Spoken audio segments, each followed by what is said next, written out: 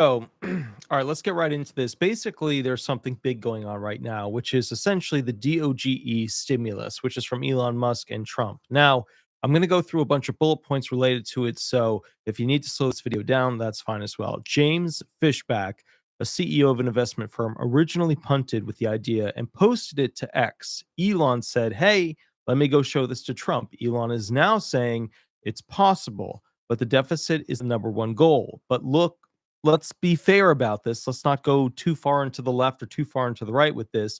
The country is on a crash course with complete bankruptcy.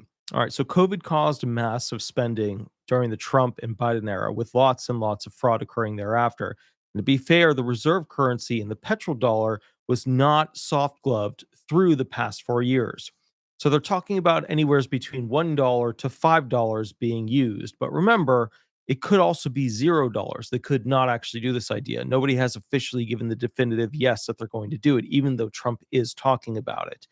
Now, in fiscal year 2024, the federal government spent $6.75 trillion dollars and collected about $4.92 trillion dollars in revenue. That resulted in a deficit, right? Because we lost money. We spent more than what we actually made as a country, being what we made from what people paid in taxes. That the amount by which spending exceeds revenue was around 1.83 trillion dollars in 2024. That's basically our deficit, that 1.83 trillion. Now, also, as of February 18th, 2025, the national debt of the United States is around $36.22 trillion dollars. Let me go ahead and repeat that because that is a very, very, very scary number. The current deficit as of February 18th, 2025 the current debt of the nation is $36.22 trillion dollars, a massive, almost can't fix it amount. I mean, it's absolutely just ridiculous. To tax spending American households is, essentially where this is going to go. So let me give you an example real quick. Normally, with the COVID stimulus checks, it was to every single person. It wasn't a trickle down theory. It was a direct injection of money into the economy by giving people that money. However, for this particular for this particular DOGE stimulus check, the whole idea is that this would be to tax paying American households, not to individuals. And this makes a big difference for Social Security recipients because remember, Social Security recipients are not usually tax paying households, right? I mean, they could be married to somebody who's essentially paying taxes, or there could be a retired person that's working and earning over a certain amount and then paying taxes. But the bottom line is Social Security recipients, whether it's for widows benefits, DAC benefits, disabled child benefits, whether it's for spousal benefits, regular SSI, SSDI, or retirement benefits, those are usually not tax paying American households, which means that those individuals will not be receiving this stimulus at all unless they fall into some of the following details that we're going to be going through. All right. Now, keep in mind the reason I sound a little stuffy is I'm a little bit sick this morning, but the bottom line is we're going to keep rocking and rolling. Now, to go ahead and give to the American households that are paying taxes, they're looking for those households that are paying federal taxes in 2025. So it's federal income taxes paid in 2025. So that means you would have worked and earned income and paid taxes on it. So 2024 income, paid taxes on it in 2025. So a lot of poor households never pay federal income taxes. So you wouldn't see the stimulus payment going essentially to those poverty based households. And you wouldn't see the stimulus payment also going to a lot of Social Security households. It would be for the working class.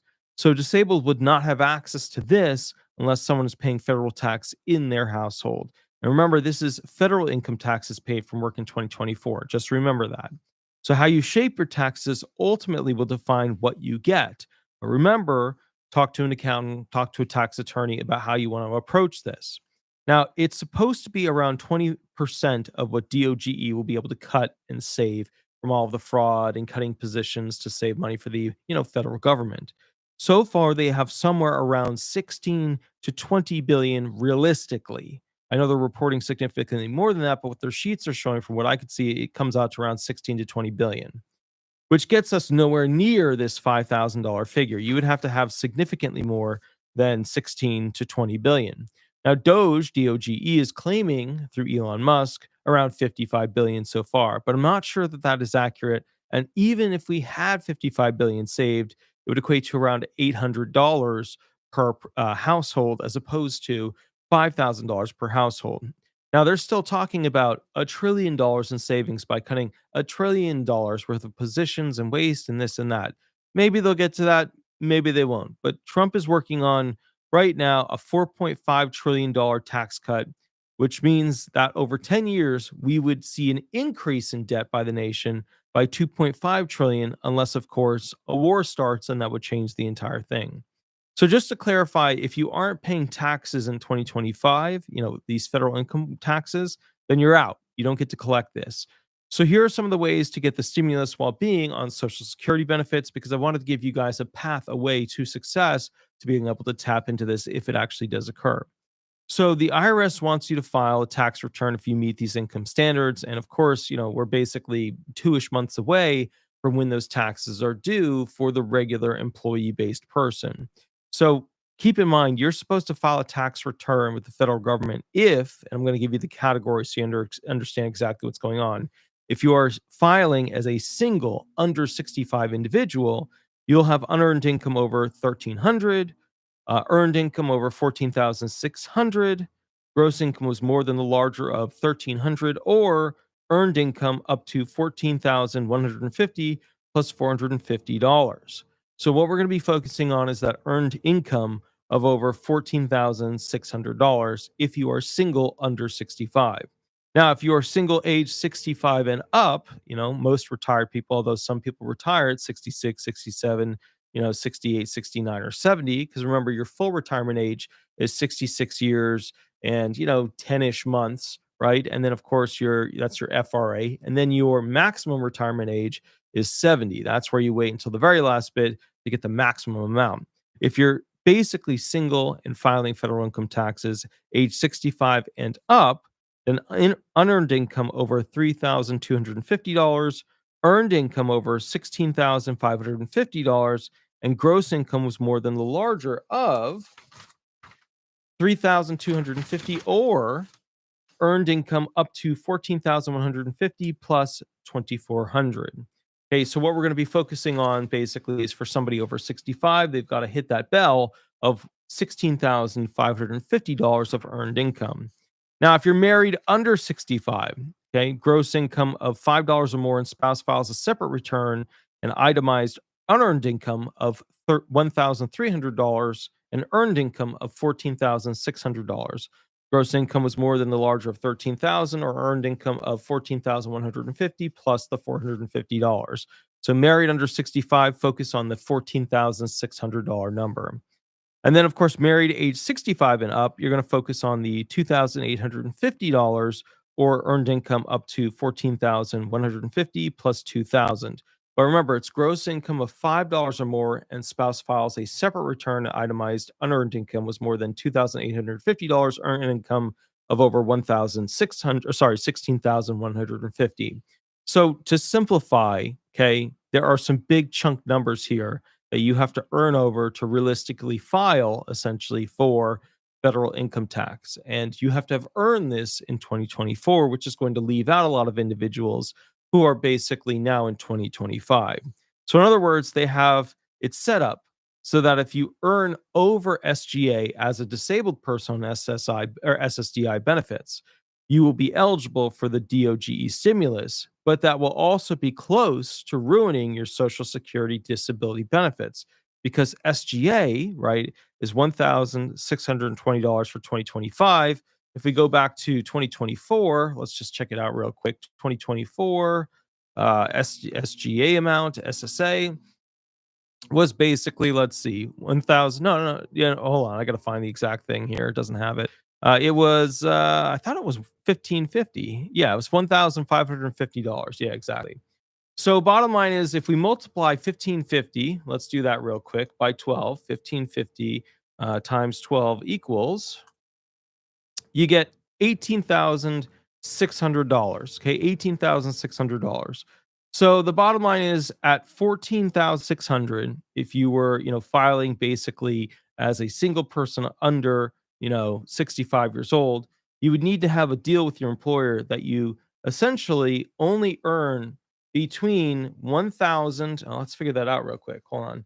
essentially between $1,216.67 per month in 2024 to essentially $1,549 per month. And that's, I mean, again, this is what you would have had to have earned in 2024. That's the tricky part of this thing. It's not like you can kind of, get this thing set up now going forward. So just to clarify real quick, SSI people, you're totally out of the game because you have that, for every $2 you earn, they take away $1 gig. So SSI people, you're out. You're not really going to be able to get access to this. It's not going to happen because it's for people who pay federal income tax and to the household. Now, if you're part of a household who has somebody who is working, you might be able to tap into that by getting some of that benefit from that individual who did work, who did pay taxes, etc. Also, those individuals who are in a ticket to work program will likely who were in a ticket to work program in 2024 or who were using the 9-month trial work period or basically the 3-month extended eligibility work options like these vocational tracks where you can work and still have your benefits. Those individuals, while receiving disability benefits, will likely be able to tap into this specific program. But again, SSI people, you're pretty much out unless you were doing a ticket to work program. Okay. So we are really talking about everyone else on Social Security benefits other than SSI people. Now, retired people can earn, but their benefits still get taxed. Okay. But there's a sweet spot for them. So let's say you're on retirement benefits. And remember, a lot of people, for some reason, believe that Social Security is retirement benefits. Social Security is a lot of programs. Retirement benefits are just retirement benefits. I'm not sure where that confusion came from. I think it's a lot of people just call Social Security retirement or retirement Social Security, but those are two very, very different things. Social Security includes widows, spousal, disabled adult child, SSI, SSDI, retirement benefits, whereas retirement benefits are just retirement benefits. Okay, so there's a sweet spot for retired people. They can earn that 1,000, or sorry, that $16,550 and still be under the $25,000 where they tax up to 15% of your retirement benefits. Remember, Trump wants to get rid of that whole thing of the 25,000 and 34,000 where they tax you at 50% and 85%. So to be clear, if you are retired, you want to earn between 16,550 and $24,999 to get the check without getting dinged. So you had to have earned that in 2024. However, Trump may abolish that rule that double taxes retired people. He ran on that platform. He used that to become president a second time. So it's in the lineup right now where he's likely to pass it. As some people will say it'll take him years to go ahead and push that through and do that. But I got to be honest with you. Trump has been pushing and passing so many executive orders, so many different rules, so many different changes. Congress can't even keep up with the guy. So the bottom line is it'll come out potentially at any day. Could be 6 months, could be 1 month, could be tomorrow. We just don't know. In fact, a lot of the individuals that are working at the, area around the White House that are part of those, releases where he'll go ahead and do a press conference, they're constantly having to change their clothes, get ready, show up, etc. They said it's much more difficult than when they had to do it with Biden because Biden would rarely go ahead and have a press conference because, he just mentally was struggling and Trump is constantly doing them. So they said it's not like the relaxed style that it was before. It's much more aggressive, much more constant. Now, spousal benefits usually accompany those who are on disability or are working. Same gig for SSDI considerations and also earning abilities at a tax paying job. So, you have to kind of keep that in mind. Another thing, let's talk about this a little bit too. So, you're going to need to tailor your earnings to get the potential check. But remember, there might be no check in total. I just want to make that clear. A lot of people are going to get really excited about this, but recently they just came out with a statement saying, hey, look, bottom line, the main focus is paying down the debt, not giving money to the American people. But they still said it is on the table. So, look, I'm staying away from political statements, but one thing no one is talking about, and it should be breaking news, is what happens when America can't afford to pay for its military or its buildings or its staff, so on and so on. Have any of you thought about what happens when printed money won't work due to inflation, like them just continue to print money and putting money into the economy and it raising the inflation? Let's say they can't print any more money and the gold is held, onto inside these forts for hyperinflation purposes in case they need to use it to back things. Trump is doing another Trump thing, right? And they are going to check out Fort Knox to make sure all that gold is there. If it's not all there, it's going to be a very spicy, extremely spicy situation. Bottom line, I wanted to get some math out there on the future DOGE stimulus so that people can start understanding and planning how their taxes are shaped. Now, keep in mind, there was some spicy news with how the SSA handled these stimulus types of checks in the past, which ultimately got the past inspector general quasi fired. She stepped down, but we know realistically it was a quasi fire situation. Now, a quick side note for VA benefit based individuals, obviously the 100% PNTers, they can be working. The TDIUers, they can't be working. So the bottom line is you had to have worked as a VA person in 2024, had earnings to try and claim basically into this head of household, or rather this tax-paying household that paid federal taxes to get access to this DOGE stimulus. Now, overnight, tomorrow, tonight, and 5 minutes from now, they could change this and say, yeah, we're instead of doing this, people who pay taxes, we're going to do a much smaller amount to everybody. They could change it. We just don't know. I want to go ahead and take a moment to explain to you specifically an article written by John Bowden from Washington, D.C., back on June 3rd, 2024, specifically about what happened with the inspector general when it comes to stimulus checks, where essentially they created a bunch of overpayments for Americans who were, on SSI benefits. And this ultimately caused a lot of problems for the commissioner of the Social Security Administration, which at that time was Commissioner Kijikazi. And as a result of that, a lot of senators and President Biden at that time saw Gail Ennis, who was a Trump appointed inspector general, and they put a lot of pressure on her and a lot more pressure on her until she finally stepped down. Now, you will know that there is no current inspector general. There's a quasi acting inspector general, even though they're a lower position than the inspector general. Trump has now put in a new commissioner, right, with the SSA by having the other commissioner step down. The new commissioner basically is the head of the fraud department, now raised to the level of commissioner.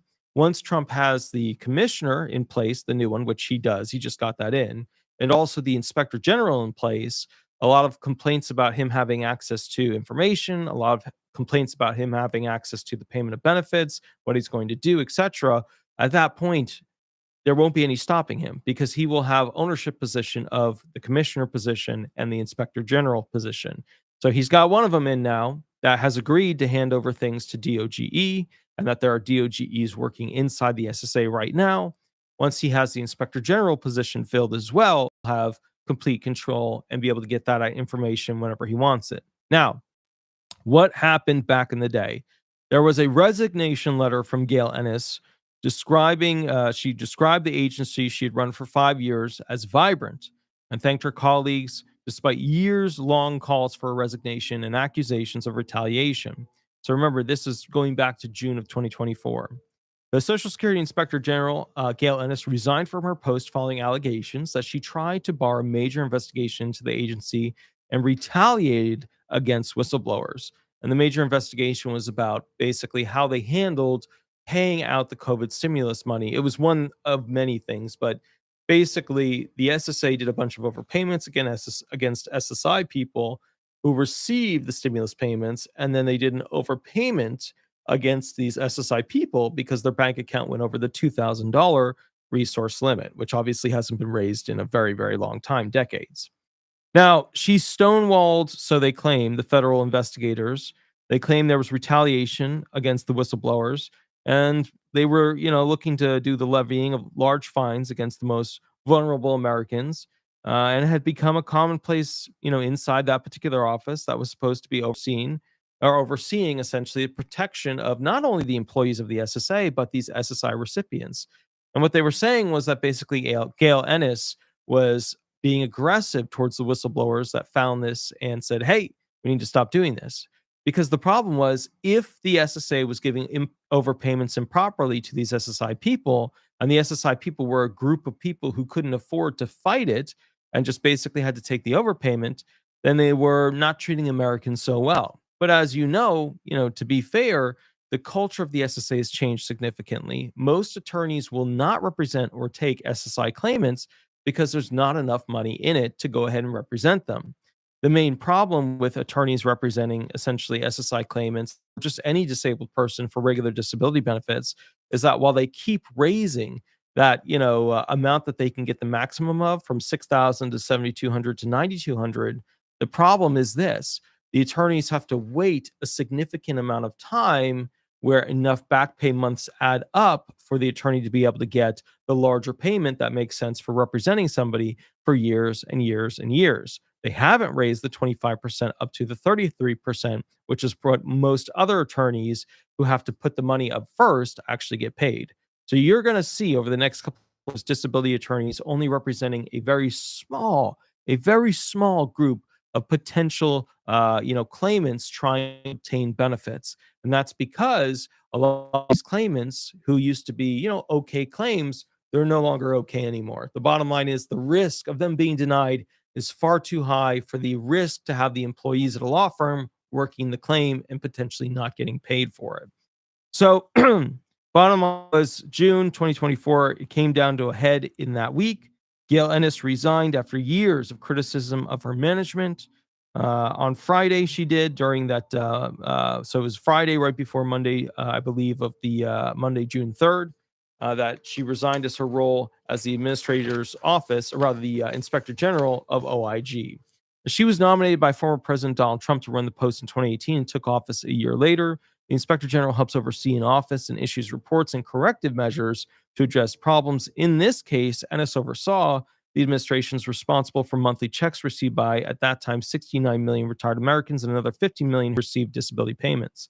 Now, to be clear with this, be very clear, I want to, have you understand this. If you were to receive part of this D.O.G.E stimulus check, and there was some sort of problem, OIG is the one who's supposed to fix it.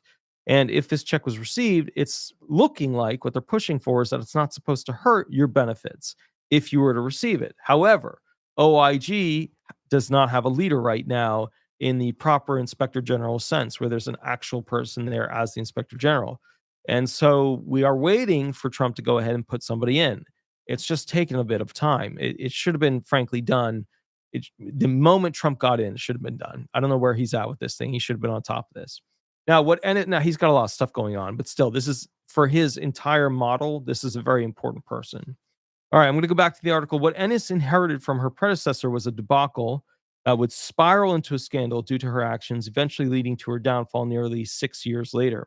Ennis was a vocal supporter of Trump's 2016 campaign for president and donated thousands of dollars in a relationship that was first exposed by the nonpartisan watchdog group Citizens for Responsibility and Ethics in Washington. Her loyalty was rewarded with dual roles under Trump's administration. She also served as the Inspector General for the Department of Interior for several months. Social Security Inspector General Gail Ennis resigned from her post following allegations that she tried to bar a major investigation into the agency and retaliated against the whistleblowers that were there. And what happened was those people that were working that blew the whistle, all of a sudden they weren't at the regular posts, they weren't getting their regular jobs, they were kind of pushed to the side. So going back to the article, but her management of the Social Security Administration, as it dealt with the accusations of improperly levying fines against poor and disabled Americans, in some cases in violation of due process, eventually resulted in a resignation.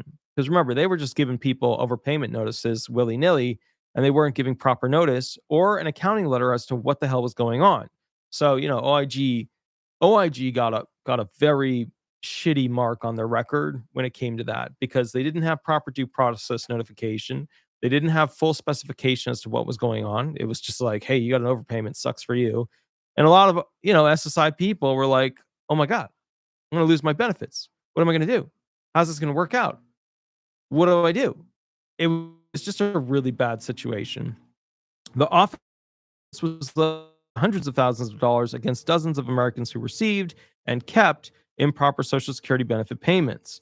The improper fines only affected slightly more than 100 Americans, according to the Post investigation, but were levied without proper procedures being followed and were done in violation of office regulations. I don't think that 100 number is correct. I think it's higher than that. But again, they wrote this article while they were doing the investigation at that time. But I'm pretty sure they did find more people than that. The fines triggered a series of investigations from the Post, which in 2022 reported how the fees had financially devastated those targeted, such as one elderly woman who kept receiving payments from the agency after the death of her husband. Those payments, she explained, had been mistaken for estate payments. Quote, I'm going to be dead by the time that I can afford to retire.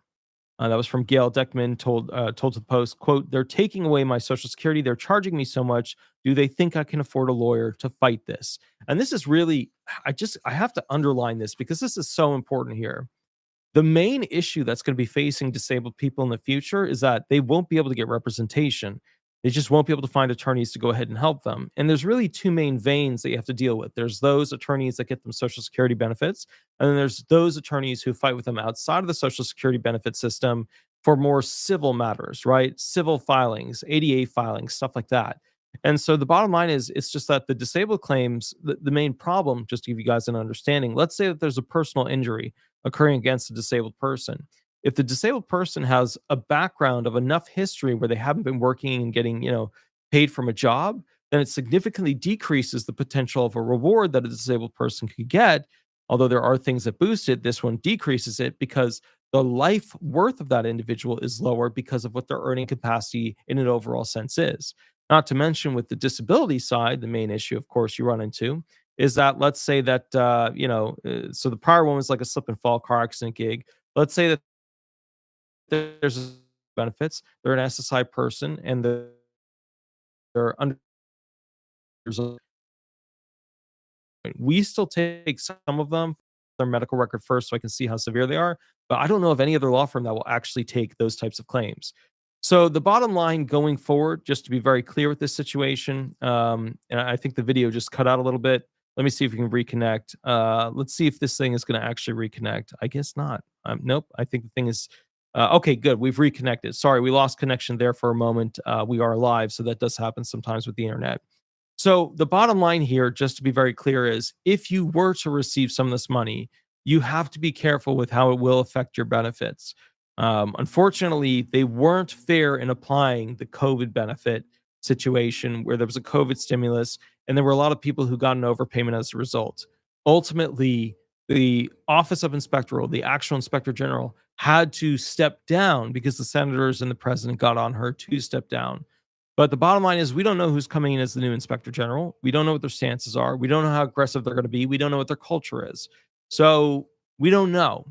And we don't even know if this whole D.O.G.E check via Elon Musk and Donald and President Trump is going to be actually created. We just don't know. But what we do know is that you're going to have right now as it's structured enough earnings in 2024 to go ahead and be paying taxes in 2025 to go ahead and have access to it, which isn't the majority of Social Security recipients. Although it's a lot more than it used to be because a lot of Social Security recipients had to use the programs to go and find a job. Again, not trying to say anything political here, because the Social Security recipients could not afford to live on their check alone because of massive inflation caused by, let's just call it like it is. Biden's department, Biden's government, President Biden's government was not good when it comes to the petrodollar. He abused it. Was not good when it comes to the reserve currency used by other nations when it comes to the US dollar. It wasn't good. It caused the dollar to rapidly decrease in value, inflation increasing. And then, of course, there were a bunch of CEOs, grocery stores, stuff like that, who took advantage of that. So it just was not a strong president for the economy. We now have a strong president for the economy, but I got to be honest, I don't know if they're going to have the money to get to anywhere near that $5,000 number. If you want my opinion as to realistically what it might be around, I would say anywhere from $500 to $1,500. That's realistically what we're looking at with this thing. Otherwise, to be fair, I mean, I don't think it's going to be something we have to worry about or have to be on top of, but it seems to be all over the news. And it seems to be giving Elon Musk, for those who are like, not in the middle, not on the right, but on the middle left and all the way to the left, it seems to be giving him a pass to some degree because people believe they're going to be able to get some sort of check as a result from it. Although I will say this, I think I think Elon is catching up with the idea that the American public are kind of like the Roman, great, theater-based wars, right? Where they would line up a bunch of gladiators, they'd line up some warships, they'd line up lions and elephants, etc. I think, in all honesty, at the end of the day, the American public is like that.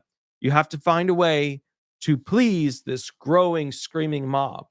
And in order to do that, you have to find ways to give them things that make them feel like they're receiving something of value. I feel like this is that thing. I feel like they're using that to control the mob aspect. And I think that the reality is that that's how it works. That's really how it works because the majority of Americans, they think in a hive mind mentality. They'll watch Fox News, CNN, stuff like that. And then what they say is what they'll then keep repeating over and over until they get too excited to actually know what's going on in their life. And so as a result of that, my point to you is just be smart about this. Just keep protecting yourself. I know that a lot of you don't have money right now. I know that a lot of you are struggling significantly right now. I get it. I totally understand it. My focus is to keep showing you guys specifically what they're going to do. But it's also to say, hey, look, historically, they don't have a good reputation with dealing out the funds related to these stimulus payments without something potentially happening. I mean, an inspector general literally got fired over it. So my point is, well, she stepped down. It was a quasi termination. You know how that works with the executives. They call them up finally and say, we want you to step down. If they don't step down, they get fired. If they do step down, they get a chance to write a letter, and the letter gets published, and they get the final word that they want to. And then, of course, they get their benefits going on and on and on because they were in such a high political position. All right. With that said, you now understand the basics of what this comes down to. You have to have earned money in 2024. You got to pay federal income taxes in 2025. Most Social Security recipients are not going to fall into this. However, more than usual will because so many of you had to go find a job or find extra income somewhere because let's just call it like it is, you couldn't afford your food. And it's tragic and it's not good. And I don't know how we're going to fix this going forward, but I do have a video coming out with all of the different ways that Trump can fix the Social Security system going forward. I'll catch you a little bit later. I have to get on phones for the law firm. You have a wonderful, wonderful day. Please remember Attorney Walter Hnot, the most viewed and subscribed to disability attorney in America. I work at the law firm, usually from like 8-ish, 9-ish until basically around 10-ish. Obviously, I represent people for disability benefits. I'm the most clicked on, the most viewed, the most subscribed to. Please remember to like. Please remember to subscribe if you want to become a member. I always appreciate that. The thing I love to see is when you go to Disability Resolution Law Firm or Disability Resolution Florida on Google and go ahead and type that in and leave some stars. I love seeing those stars up there. They really kind of brighten my day. With that said, I will be going later tonight live to answer questions for free. I didn't get a chance to do it last night because I kept falling asleep. That was the bottom line. I don't know if you saw, I posted this video to be done this morning, last night around like 1 a.m. So I just, it's a lot of work and not good pay. I got to tell you, it's just the disability system, this field of law, it's a lot of work. It's not very good pay. Although I know a lot of attorneys don't do much work in this field. And we get a lot of those claims where we have to then fix it and yada, yada, but it's a lot of work and not much pay. But all right, bottom line is this: tonight I'll go live Friday night, yeehaw, to go ahead and answer questions for free. And then, of course, if you need a private session, one of those 1-hour sessions, mini contract is below, where you go ahead and go on my calendar and we give you an hour. And bottom line, you get to ask me whatever you want, send me whatever you want for documentation, and I give you a plan, a timeline of how to fix something. I'll catch you a little bit later. Have a wonderful, wonderful day, and you'll catch me tonight. Thank you so much, Attorney Walter Hnot, and we'll catch up from there and be safe. Thank you. All right. Bye-bye, everybody. Bye-bye.